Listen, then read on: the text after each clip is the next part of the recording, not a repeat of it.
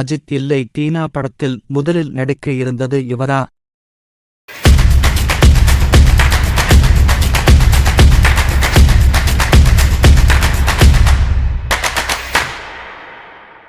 நடிகர் அஜித்தின் 53ஆம் பிறந்தநாள் ஸ்பெஷலாக நேற்று டீனா படம் ரீரிலீஸ் ஆனது. வெளியாகி 23 வருடம் ஆகும் இந்த படத்தை மீண்டும் தியேட்டரில் பார்த்து ரசிகர்கள் கொண்டாடினார்கள். ஏ.ஆர். முருகதாஸ் இயக்கிய இந்த படம் அஜித் கெரியர் மட்டுமின்றி முருகதாஸ் கெரியரிலும் முக்கிய படமாக அமைந்தது. லைலா ஹீரோயினாக நடித்து இருந்தார். முதலில் நடிக்க இருந்தது அஜித் இல்லை, டீனா படத்தில் முதலில் நடிக்க இருந்தது பிரசாந்த் தான் என அவர் அப்பா தியாகராஜன் பேட்டி ஒன்றில் கூறியிருக்கிறார். அந்த நேரத்தில் பிரசாந்த் பல படங்களில் நடித்துக் கொண்டிருந்ததால் காத்திருக்கும்படி முருகதாசிடம் கூறினாராம்.